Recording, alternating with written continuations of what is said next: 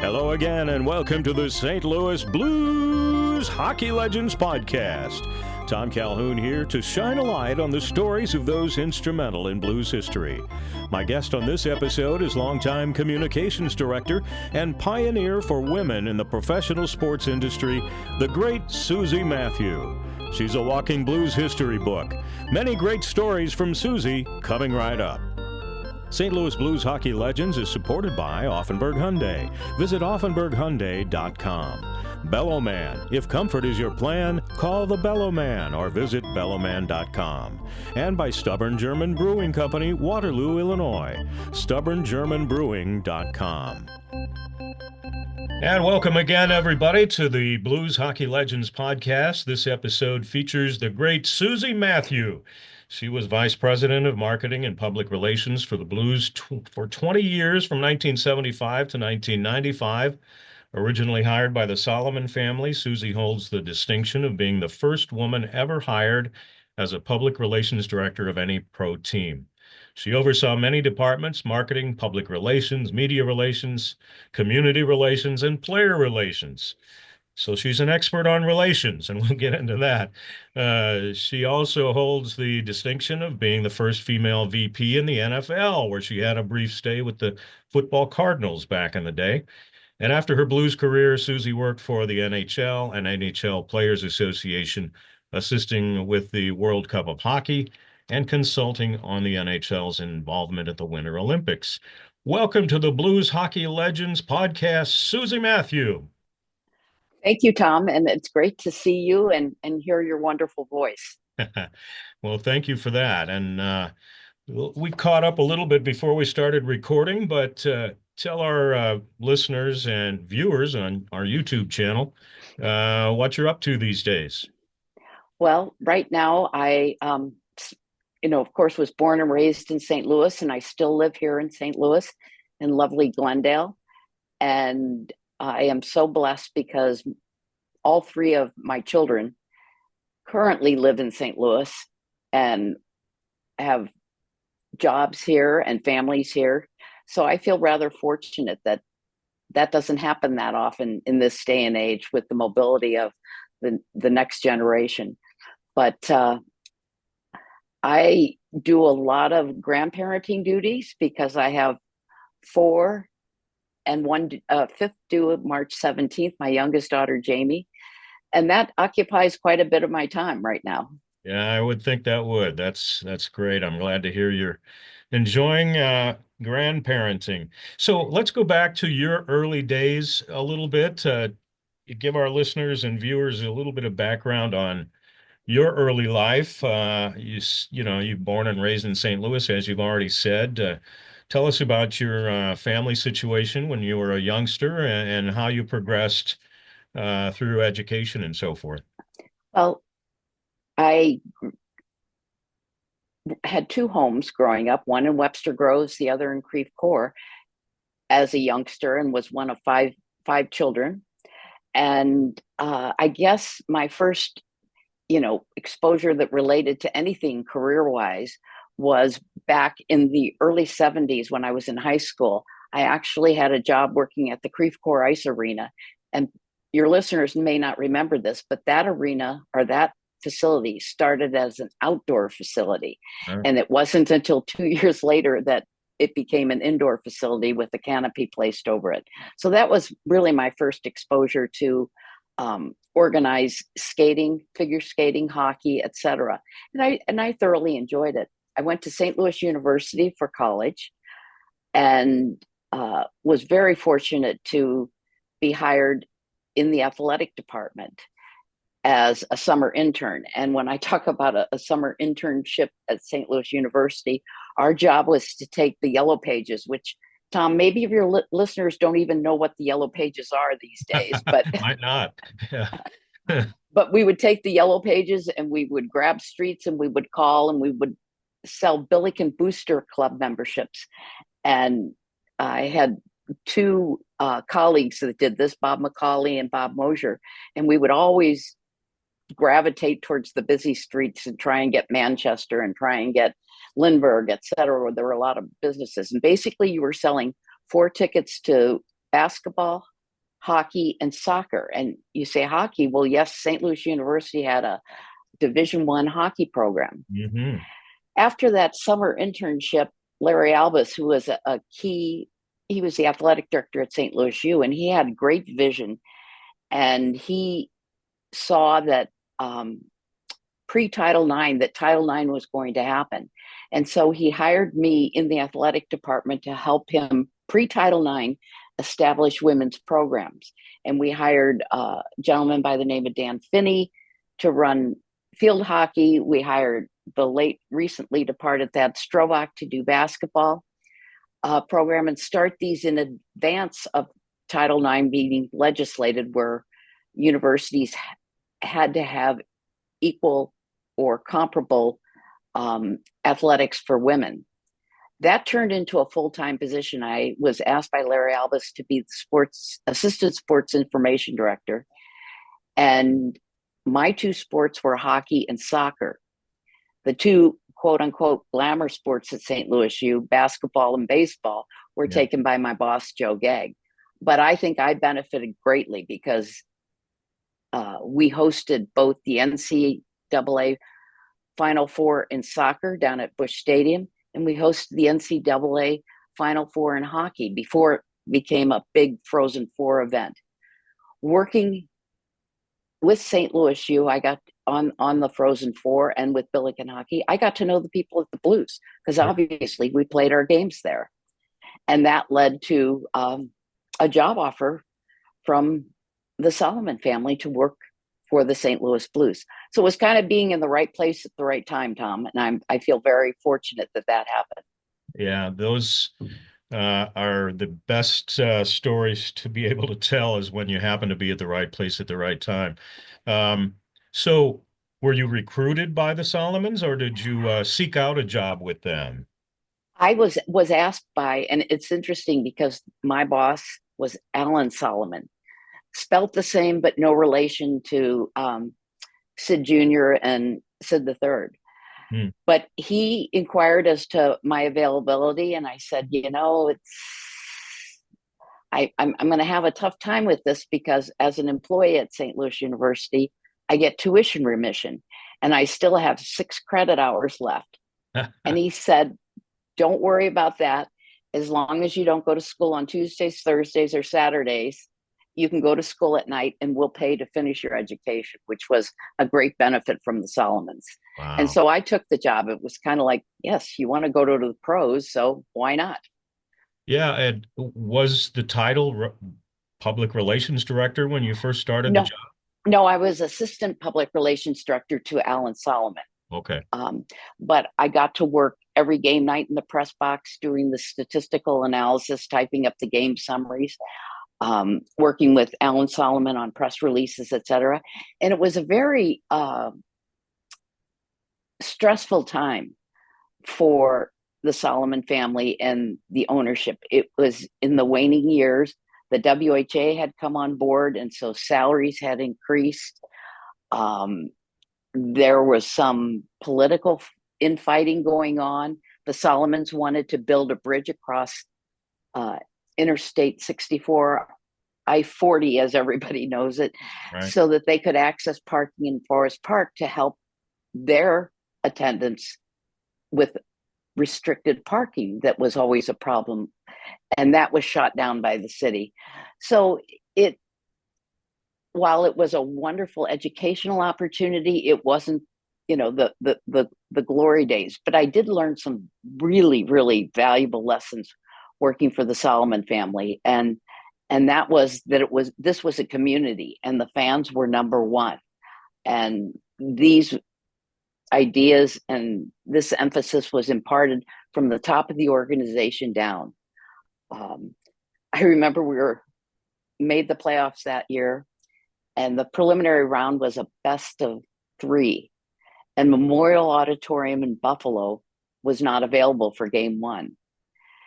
And so we had to notify every season ticket holder that game 1 would be played in St. Louis, not in Buffalo.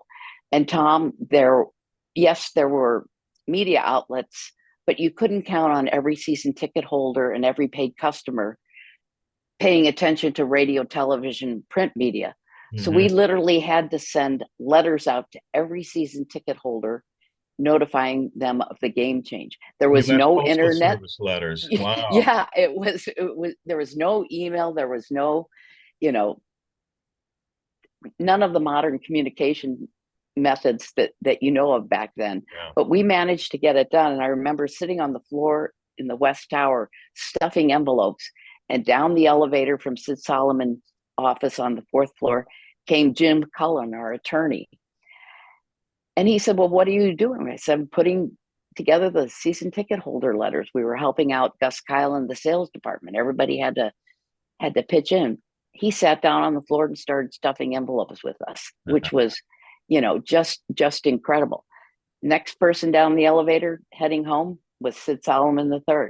He jumped right in too.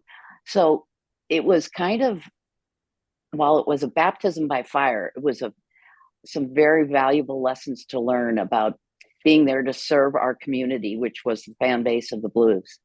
Sounds like that's where the family feel of the whole organization got started I, back in. I truly think it did. I really think the Solomons set us on a course that, as you know, was very, very important. I mean, you became part of that family too. Yeah, we'll get to that here in a minute, but I want to focus a little bit more on your beginnings there.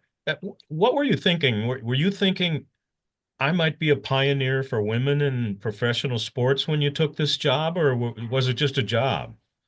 It was a job. It was something I loved. I loved the excitement of the game nights and being part of something big and a presentation that, thousands of people flock to. Um, I love the sport of hockey. I got to know a lot of my counterparts with other teams. So it was really a community.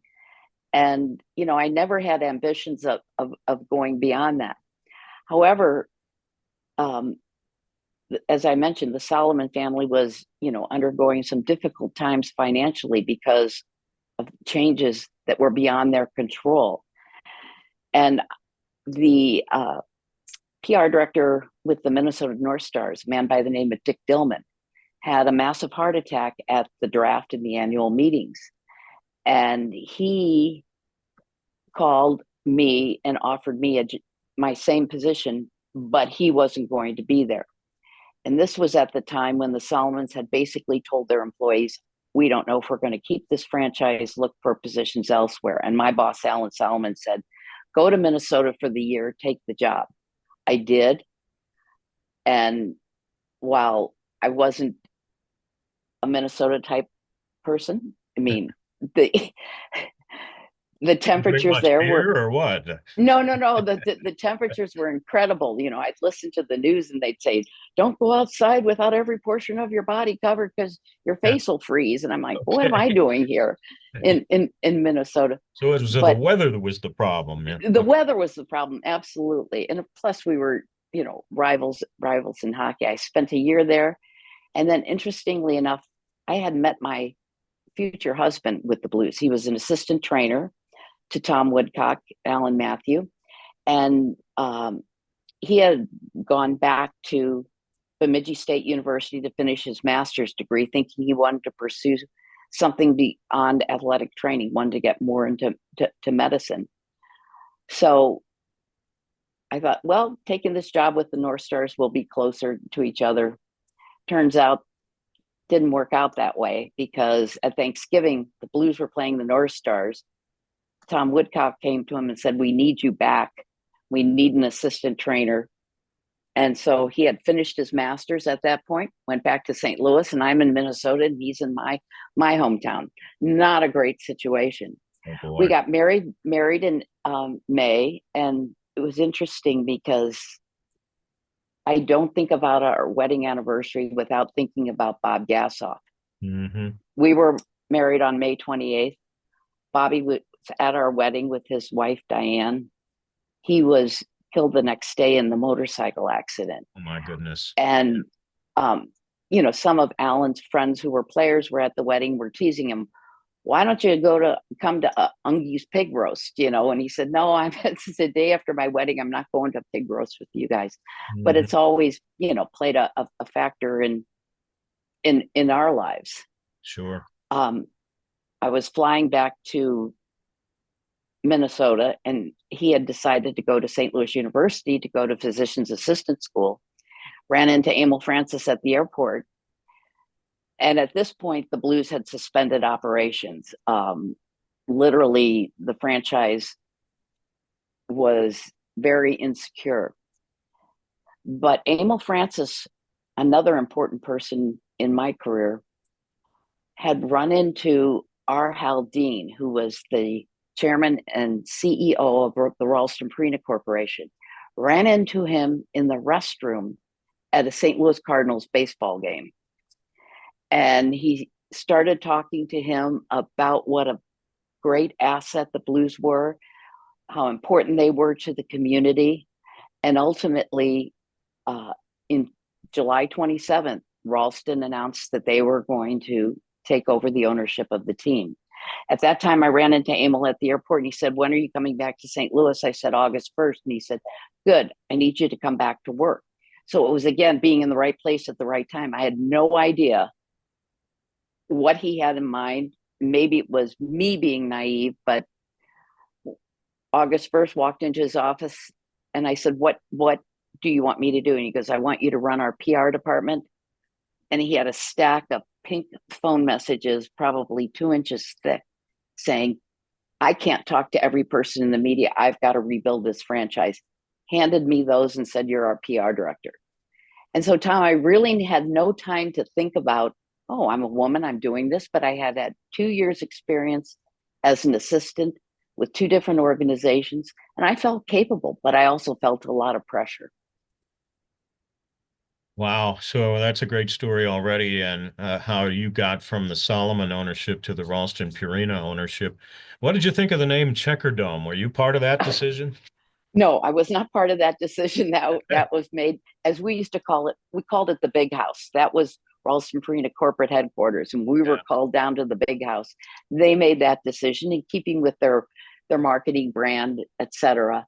Um, I had mixed emotions about it because I felt that the St. Louis Arena and the sign that it had a great legacy in the community and a lot of meaning to a lot of people. It just wasn't a hockey arena. I mean, there were concerts, there were ice shows, there were you name it. The facility housed so many different things. But hey, they kept hockey in St. Louis, and I think that was important for our community. Yeah. Um, it was a little, I guess, challenging in dealing with all their corporate policies. The first thing they did, they came in and put uh, an inventory control tag on every asset in the arena, that this was now their property and it was now cataloged. And that was Even the something very, cats? no, not the cats. But it was very foreign to us to be part of a corporate culture. And I remember on one occasion, and they were great for the team when our Haldane was around. I mean, he would fly to training camp in the Ralston Purina corporate jet and participate in the annual golf tournament that the team had, whether it be Port Huron or Regina, Saskatchewan. They were very participatory in that respect. And I think we had a good run with them, until our Haldane had to face mandatory retirement as CEO. Um, Then things got but dicey. And there was talk of moving the team to Saskatoon and all of that. So tell us how. I mean, I saw a quote from somebody that said Susie Mathieu was the only one that came to the office during those days and said, we're not going anywhere. This is going to stay in St. Louis." And you were kind of the champion of don't worry about Saskatoon in well, those days. there were a lot of champions for the Blues, and it was really a hard pill to swallow. As an employee, when Ralston owned the team, we were all given stock options. You could invest in Ralston Purina stock, and it was matched by the company. There were some wonderful, wonderful benefits. But when the decision was made that this was not one of the core business aspects of Ralston Purina, a number of people were upset. The fans were upset. The players were upset. I know personally I made the silly mistake of selling all of my Ralston Purina stock because I thought that would make a difference. But, it really didn't. But there were a few of us that were kept on the payroll up until the time that the franchise was tendered back by Ralston to the National Hockey League. And literally they said, okay, we are not going to operate this. You can have it. And that was the year the Blues missed the draft. Right. And as of June 1st, there were no employees of the St. Louis Blues. I know I spent my last weeks going through all the files thinking, well, this belongs in St. Louis and maybe this should go as a team record, et cetera. And at that point in time, Bing Devine, who was president of the Football Cardinals, had called me. And I went through a series of interviews with him and other people at the Football Cardinals and decided, if there wasn't going to be a team here, I needed a job. And so, I accepted the position. It was pretty funny because when I met with Bill Bidwell, and I know he didn't have the greatest reputation in St. Louis, he asked a number of questions about the inner workings of the Blues in the arena. And I finally went to Charlie Schlegel, who was the chief financial officer, and said, why is he quizzing me on all this? And he said, he's been approached by two people in Ottawa, a gentleman by the name of Darwin and Montagano. And they are looking at purchasing the Blues and keeping the team in St. Louis. Oh. And they wanted a local ownership. And so he wanted knowledge, or is that something that you only know about? Well, I don't know if other people knew it, but I knew it hearing it from Charlie Schlegel. I mean, it turned out that, Harry Ernest was, the next heir apparent in the ownership group. But I thought it was pretty interesting that Bill Bidwell and his organization would take an interest in keeping a franchise here in St. Louis. And then, of course, they departed ultimately. But that was kind of a difficult time for me as well. I was working on the trip to London. The Football Cardinals were going to play the Minnesota Vikings at Wembley Stadium in London. And it was the first international game. And maybe that's why they hired me, because I had international experience. But I was getting ready to go over a week prior to the game to advance with the media the ins and outs, as you would normally do with an NFL team. And I came back from training camp in Charleston, Illinois, to grab my bags and head to London. And my home phone rang, and it was Harry Ernest. And he said, I'd like to meet with you.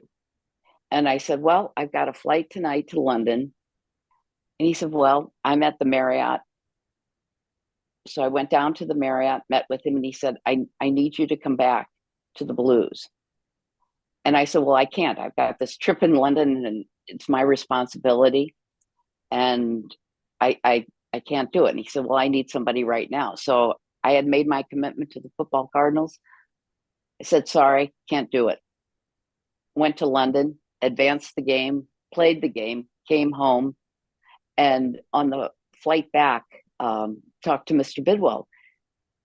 And he had told me that he had gotten a call from Harry Ernest.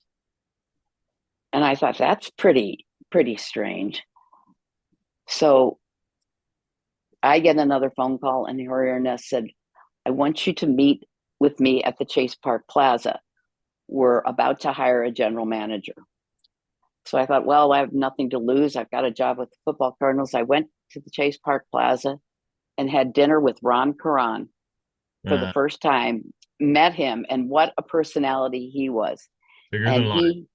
He was, and he was so genuine. And Harry then said, would you be willing to come back?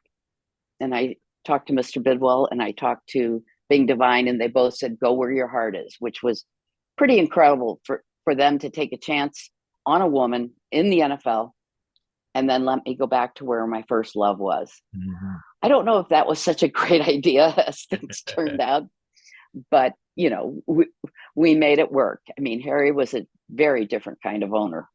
Well, yeah, they were at a point where there was only 26 players under contract at one time when most teams had 60, and counting paper clips and all of that stuff going on. That had to be stressful time just with all of the pressure financially on the organization. It was, and it was run. The organization was very thinly run. I'm sure down the road you'll be talking to people like Bernie and Rob Ramage and Brian Sutter, and they lived through this, and they know what it was like to take 3 flights to get to a city because it was cheaper, or why we changed hotels every time we went on the road because they could get a cheaper rate. But it was really run on a shoestring. But the product, the spirit, it was still there. You could not deny the fan support. You know, those of us in the front office knew it was difficult. But look what happened. They brought in Jacques Demers as a coach, and look what he did. Yeah. We all remember the Monday Night Miracle. We all remember Game 7 in Calgary and the charter getting canceled. I was going to ask you about that. That's the Well, story too. We'll get to that in a minute. I'll let you tell that story. But the Harry Arnest ownership then transitions to the Mike Shanahan ownership group, and the Jack Quinn, Ron Caron days. That's kind of where I hit the ground running with the team. And for those, yeah, I'll try to tell this story as briefly as I can. But I was working with Dan Kelly and Ron Jacober at KXOK Radio in those days. And one day late in 1986, I get called into Ron Jacober's office, and he says, Dan and I were talking with Susie over at the Blues, and she tells us that Charlie Hodges is going to leave and go take a job with Bud Sports and Anheuser-Busch, and he can't do the PA announcing anymore. Are you interested? And I said, well, I don't know. I'm more interested in doing radio work and play-by-play. I'm not so sure. And Ron said, well, just go talk to Susie and see what she has to say about it. So we met, and you asked me to do it as a favor for the rest of the 86-87 season. And I said, sure, fine. And I'll never forget, towards the end of that season, I don't know what game it was, but we're getting close to the end of the season. And you called me into your office. Can you meet me after the game, Tom? I said, sure. I thought, well, boy, what did I do wrong? And you said, we've all talked about it, and we'd like you to come back for another season. I said, well, give me a day or two to think about it. So I come back in a few days. I said, I don't know, Susie. I've got young kids, and I just pay can't scale justify. wasn't really there.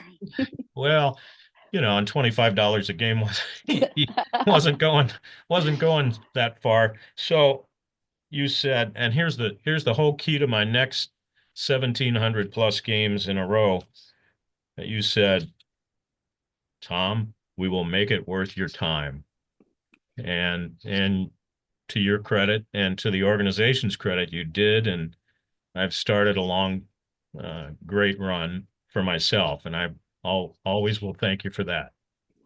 Well, no thanks needed. You were an important cog, and you were very much continuity throughout player changes, coaches changes, etc. You were the in-house voice of the team, and believe me, that meant something to the guys that stepped on the ice. It meant something to the coaches, and it meant a great deal to the fans.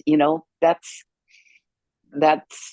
that's what you did for us. And I know $25 a game Do we even pay your parking or not?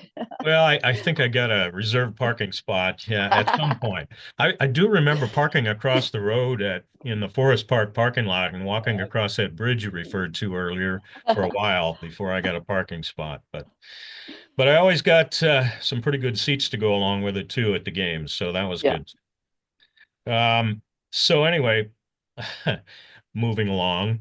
Um, Mr. Shanahan, RIP, rest in peace, Mike, did his best to make it a family feel around the organization in those days. Christmas skating parties, post game or postseason banquets and such. Just a wonderful guy, and he really loved his blues, didn't he? He was so great. And to me, it was like a throwback to the Solomon's era where family was important and community was important. Um, Mike Shanahan, led a group of local investors, and he was the general partner. He was the chairman, and we all called him the chairman. He did receive, you know, financial remuneration for taking this on. But you know what he did with that? He took every penny that the organization set aside for him and put it back into the community.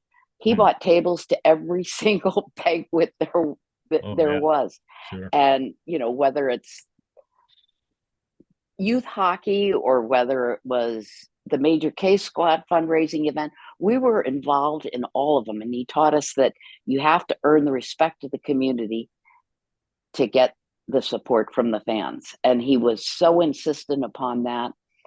And it laid a great path for the future as far as community relations was concerned. We got to hire a community relations director in Tracy Lovas. We got to hire a sales director in Bruce Affleck. We had pick your seat day where we tagged the seats in the arena and had a lot of fun as an organization working on all these together, whether you were in sales, marketing, PR, what have you. You all pulled together for whatever ever was needed. There were some tough times along the way. When I think about in prior to the All-Star game that we hosted, that we lost Barclay Plager. Right. But we were a family and we all pulled together. I remember sitting in my office and Hockey Night in Canada was there, and I'm not sure if it was I think it was ESPN, who was fledgling at the time, was there because they were going to be the telecast entities. And we had walked that building so many times and we had figured out all the camera positions. And I get a call from Bobby Plager who said, "Susie, Bark's gone. I need your help." I said to this crew of television people, "I got to go." And we had a game that Saturday, a home game. And I said, "You know what this building can offer. You know what we're willing to do on TV camera positions, broadcast positions. I need to go help Bobby." And Bobby and I, went to Creekshauser Mortuary for Helen and set things up there. We went out to Forever Belle Reve and picked out a gravesite for Bark. But this is what you had to do. You had to take care of the immediate needs of the family. Barkley was one of the honorary captains for the game that year, the All-Star game. Right. And when he passed, his two sons, Kevin and Kelly, agreed to come on the ice.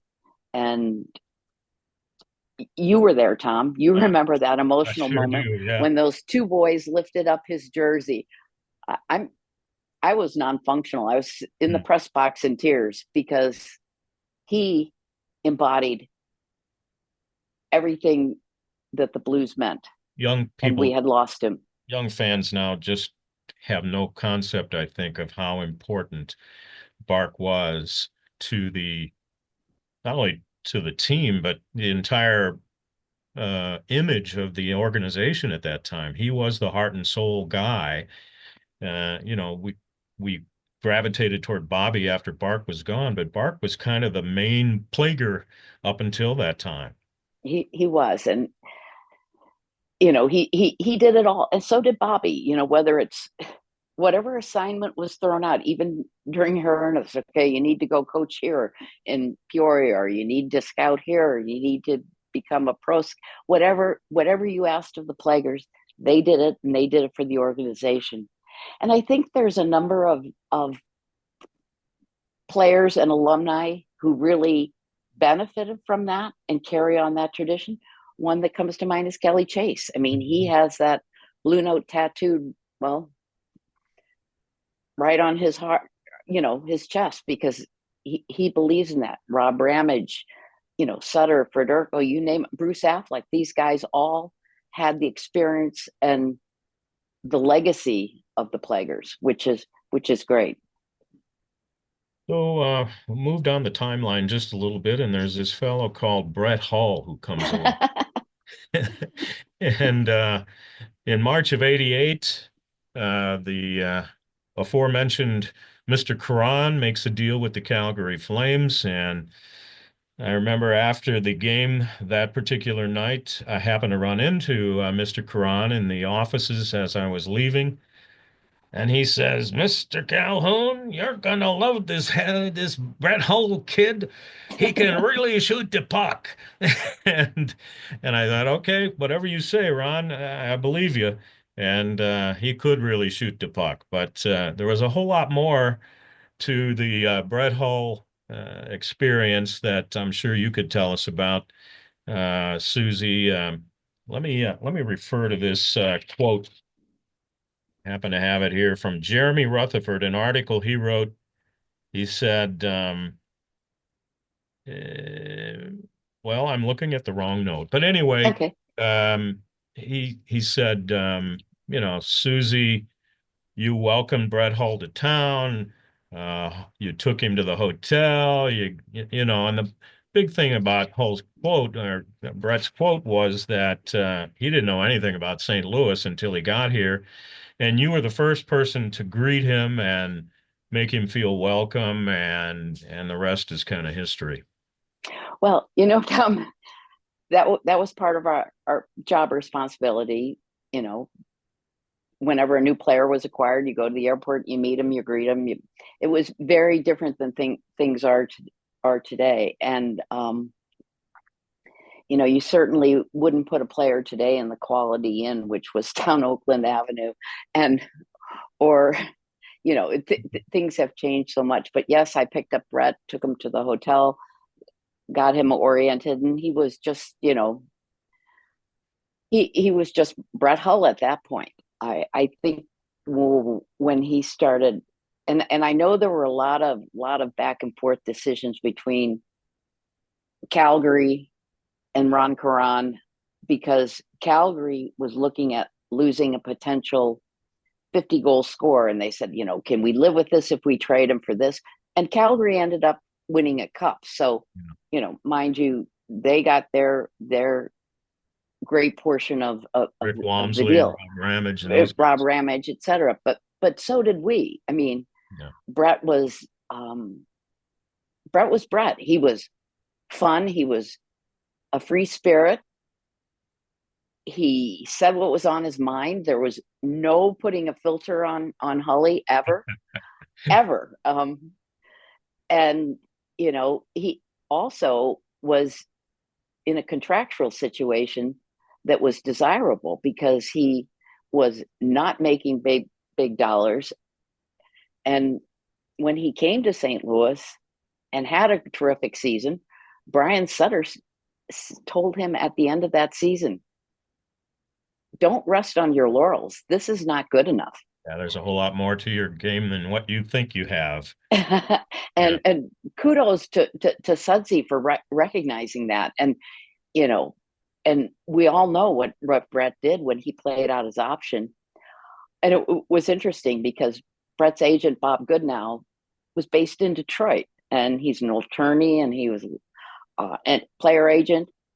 And Southwest Airlines had just started a route from St. Louis to Detroit. And I think they were offering round trip airfares for a phenomenal price, like $49.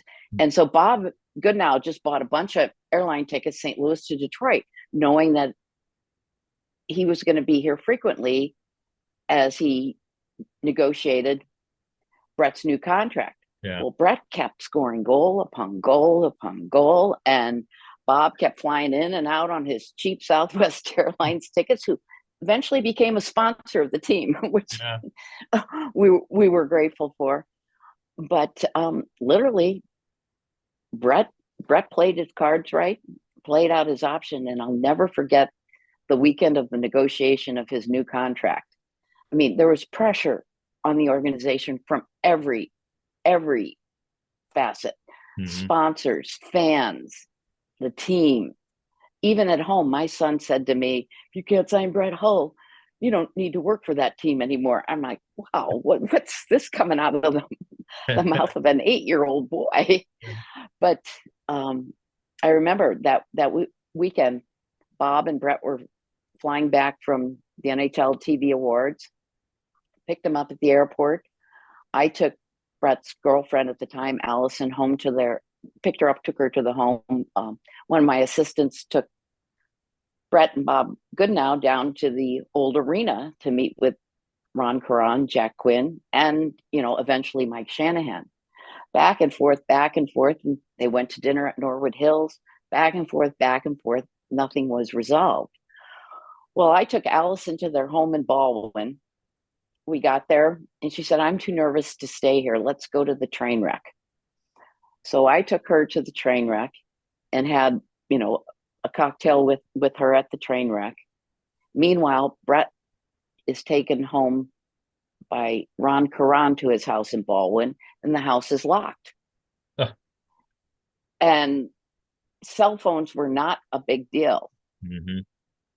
Everyone didn't have, their iPhone or even their flip phone at that time. Or they were this big. Exactly. And you carried them in a suitcase. Carried him in a suitcase, yeah.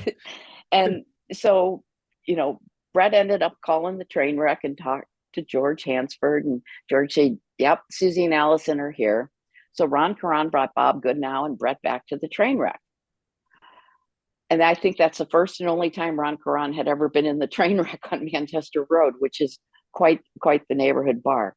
Yeah. Well, ultimately, they had a session scheduled the next day. I took everyone home. Ron went home, dropped them off at their house in Baldwin, went home, was the office the next day. Bob and Brett didn't show up. Somehow they got their wires crossed. Oh. And I called them and said, everybody's here waiting. You need to get down here. Well, they hightailed it down there, back and forth. And the negotiations, I was not part of them, but I was there on site in case we had an announcement to make or they needed something, Bob Goodnow would come into my office and said, book the next flight to Chicago or book the next flight, playing this strategist. And I'm not knowing what's going on. Well, ultimately, they agreed to terms. And we went out to Mike Shanahan's house and he held a press conference there and announced the signing. Lo and behold, at that point in time, Jack Quinn and Bob Goodnow came into my office and I'm helping prepare the addendum to the contract. They said St. Louis Blues will provide public relations, marketing, and promotional support to handle Brett Hull's endorsements.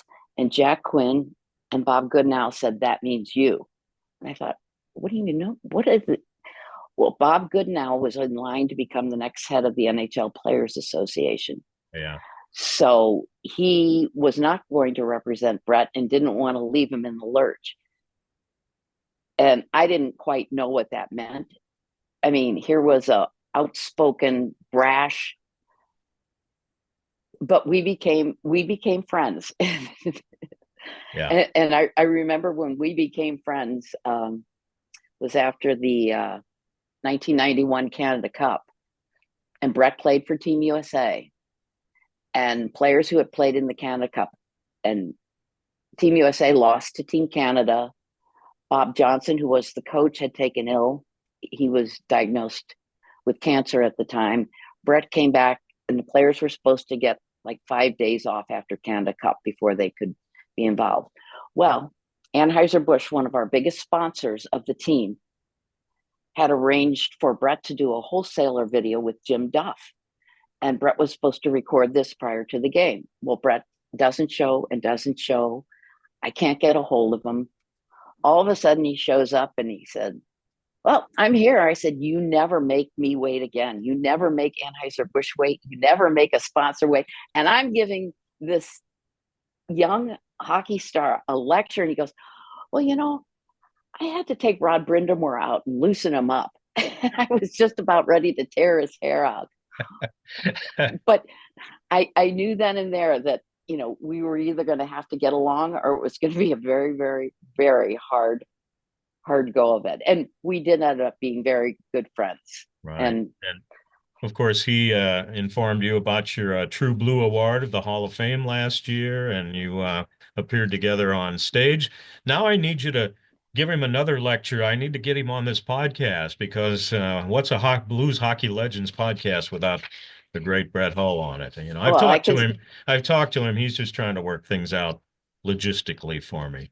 Sure. No. And he was always, as you know, he was always great with the media. He was always friendly.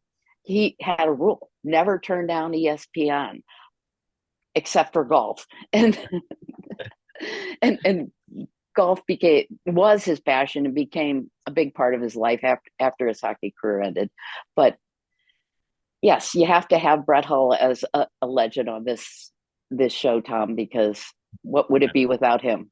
Exactly. Well, we'll work that out. Just a matter of both of us getting on the same page. So Jeremy Rutherford told me to ask you about the time where he went missing in action for a couple of days and you couldn't find him. Is that something you want to talk about? Sure, I'll talk about that. As many of your audience may not know but part it's routine to insure a player's contract. And Lloyd's of London was the insurer that most of the NHL used at the time Brett signed his big contract. And it required him taking a physical, of course, with our team physicians, etc. Well, after he signed his contract, he headed back to Duluth and he's driving his car back to Duluth, Minnesota, where he spent, his short college career there, but he had a lot of friends there. I get a phone call at the office from Tom Ryther from KSTP television in Minneapolis. And he said, "There's been an automobile accident and we think Brett Hull's involved. Are you able to confirm this?" And I said, "Tom, I can't confirm this or I can't deny this." And I had no idea what to do. I hadn't heard from Brett in a couple days. I started calling his friends, Jimmy Toninato, Gary Wisner, all of his close friends, called Allison. No, he's on his way back driving. Well, evidently there had been a car accident outside the Twin Cities. And Brett's license plate had been stolen off his car. Oh, and was involved in this accident. So when they ran the license plate, they thought it was Brett Hull from Duluth, Minnesota. So I called Brett. Finally, he called me back. He goes, "I was just out having fun with my friends. And, what do you?" I said, "Well, first of all, we have to get your contract insured. And second of all, I get this call that you've been in an automobile accident." I said, "You have to call Tom Ryther and tell him that you're alive. And you need to call Jack Quinn and Ron Caron and tell them everything's okay," because I was in a panic. And he goes, "Oh, Suze, just let it ride." And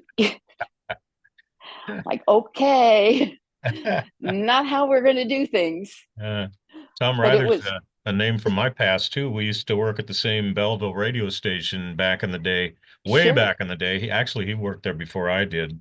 I never crossed paths with him, but I heard he was a great broadcaster. Anyway, WBIV, was that? WIBV, yes. Okay, I do remember.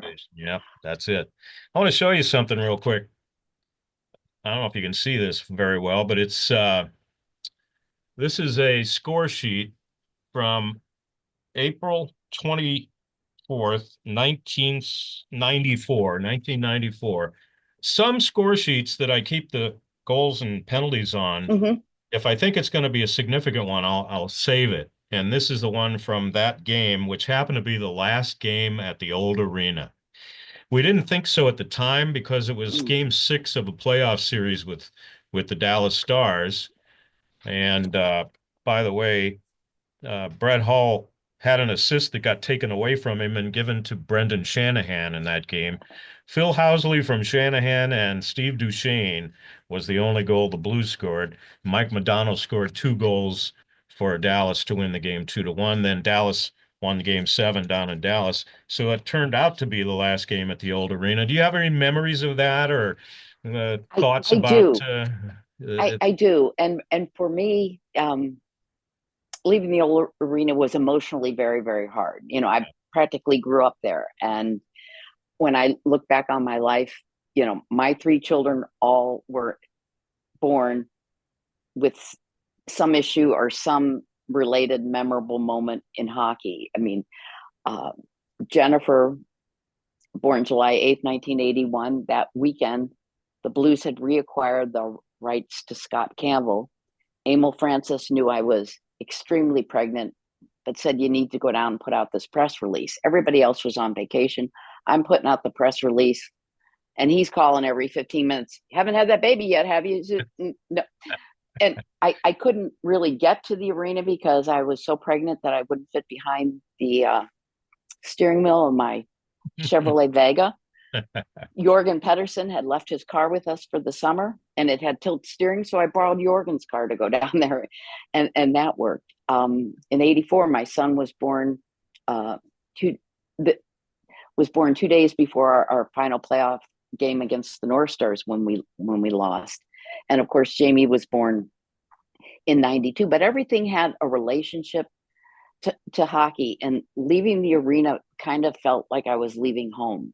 right? And yes, we had done all the tours and wore the hard hats, and Brett shot the puck into the parking garage that was torn down to build Enterprise Center, and there were a lot of positive things. And yes, but it was hard. It was very hard. Um, and you talk about that game, and it's interesting, Tom, because one of my closest friends in hockey is Phil Housley and his wife Caron, who Mm, scored the last goal in the old arena. right. And so I took one of the bricks that they were selling and put a puck on it and gave it to him as a gift. We're neighbors in the summer up in northern Minnesota, so Uh, we've retained that relationship. But moving to the new arena was a very, very difficult experience. Not just because the Blues hired Mike Keenan, but because of the lockout. yeah, right. We were supposed to celebrate a brand new building, all these wonderful things, but what? The NHL locked out the players. Right.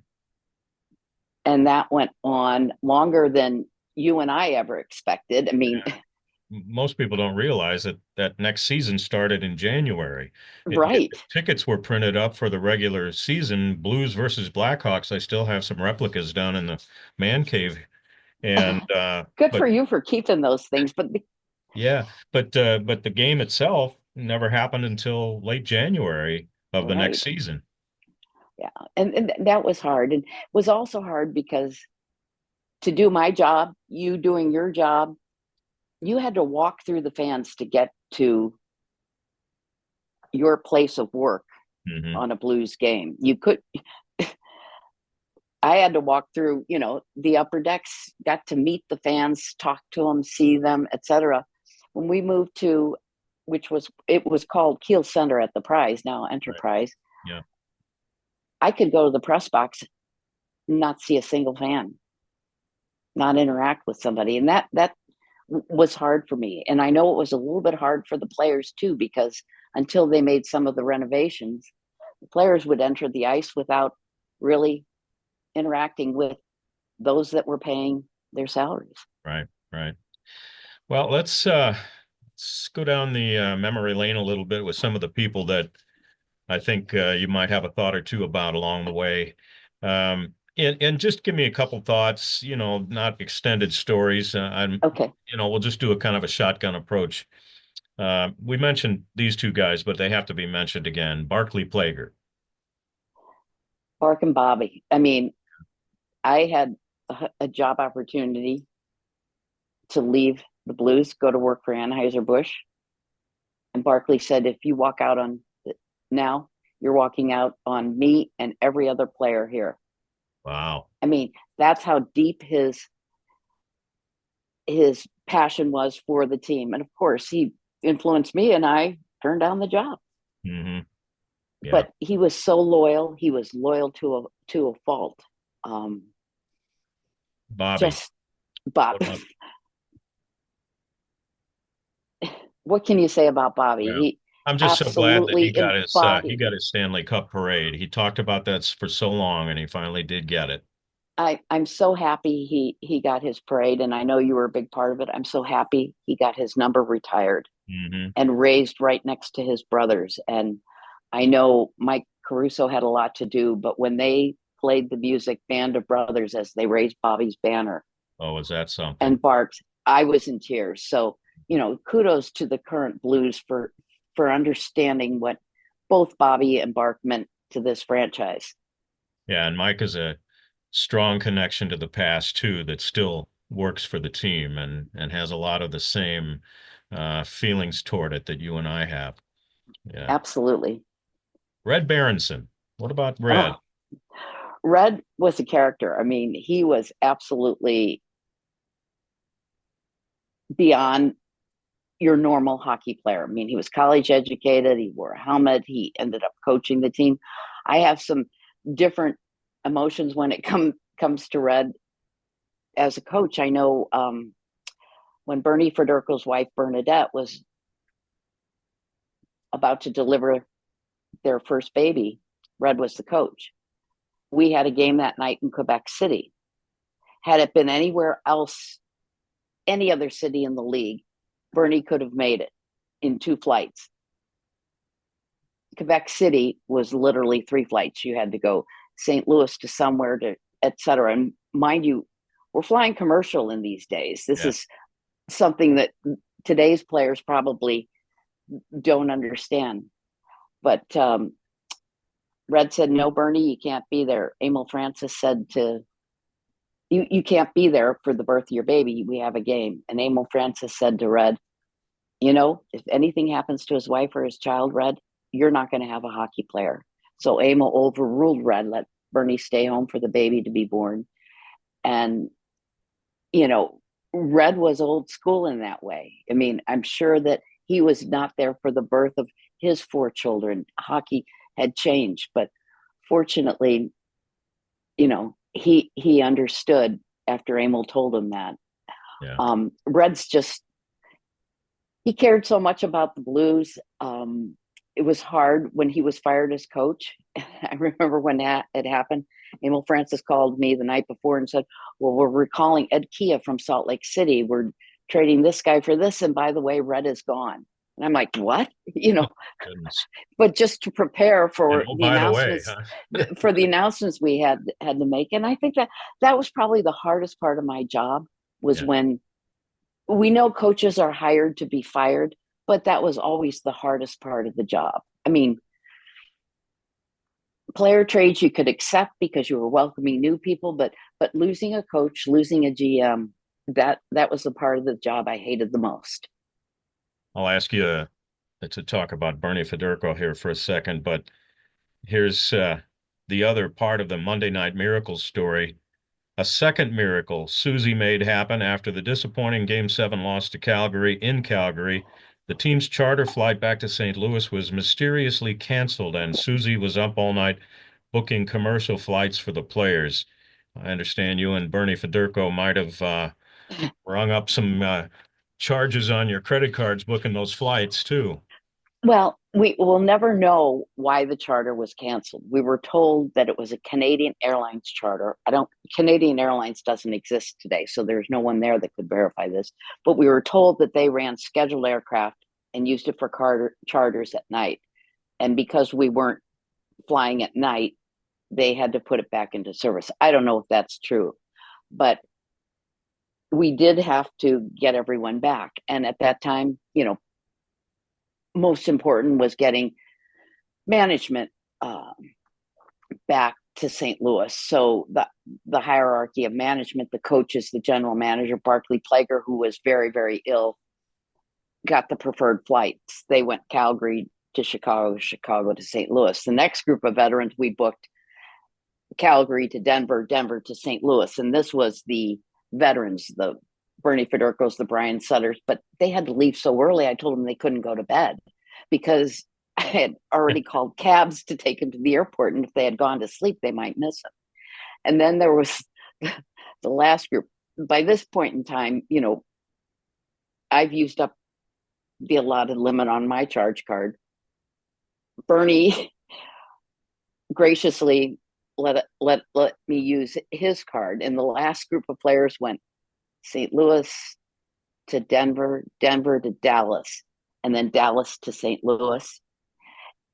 Put the last group of players on a flight Dallas to St. Louis, and it was full. And there was a flight every hour from Dallas to St. Louis. Thought, I'm going to go sit in the bar and be by myself. Who comes walking down the runway? But Dave Barr and Bruce Bell. We didn't want to leave you here by yourself. I'm like, I just wanted to be by myself.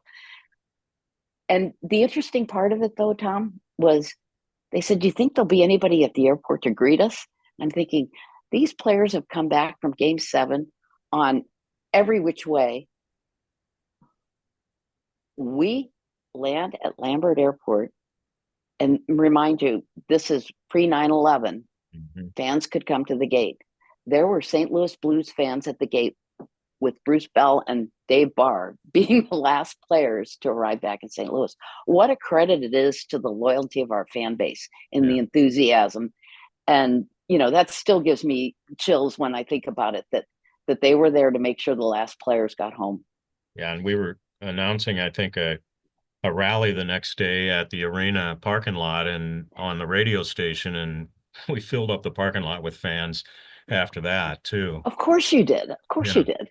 I mean, it was amazing. Brian Sutter, quick thought on Sudsy.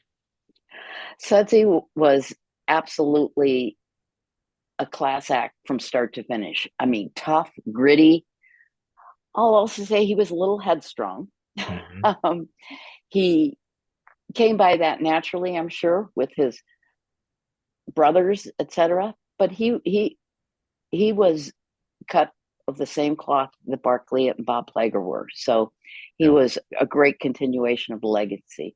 How he found about his, again, here we go, coach getting fired, found out about it through the media, was terribly unfortunate and should never have happened. But, Brian today is such a big part of this franchise. I hope some of those wounds have healed for him. Yeah, I hope so too.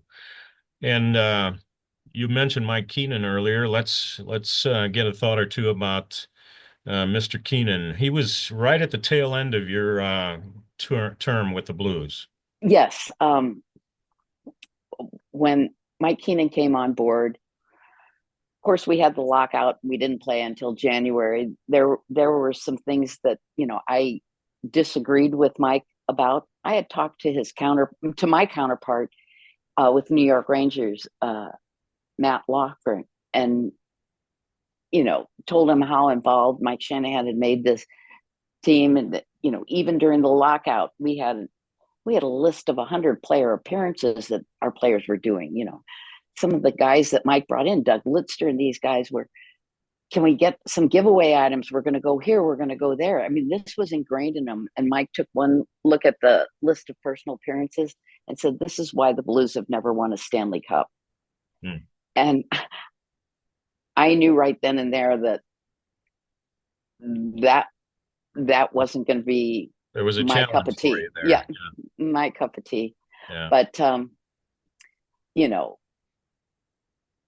so some of the things that he did superficially looked extremely, extremely difficult. When he didn't play Dale Hawerchuk in Buffalo when his grandmother was there, and stripped Hully of the captaincy and things like that. I had a later encounter with him because after I left the Blues, I was hired by the NHL and the NHL Players Association to be managing director of the World Cup.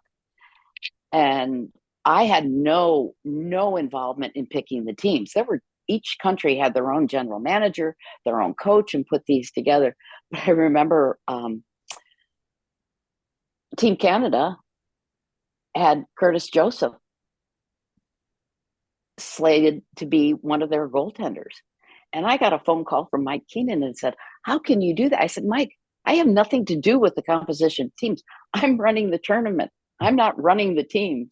You need to take that up with, Glenn Sather and Bob Nichols, the people that they're doing that." But, I wouldn't say I had the best relationship with Mike Keenan, and that's fine.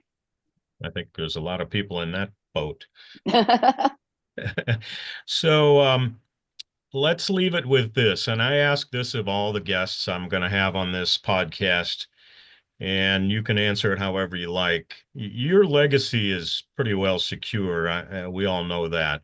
But how would you like to be remembered? How would Susie Mathieu like to be remembered 10, 15, 50 years from now? I'd like to be remembered through the people that I brought into the organization. Yourself, Mike Caruso, Bruce Affleck. I mean, that's an interesting story. Bruce thought he never worked for the Blues under the Harry Ernest ownership. That's not true. He did.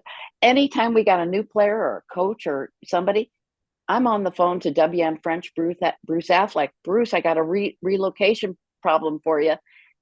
I mean, literally. He was working real estate at the time. He was working real estate, but I could turn over all these things to him.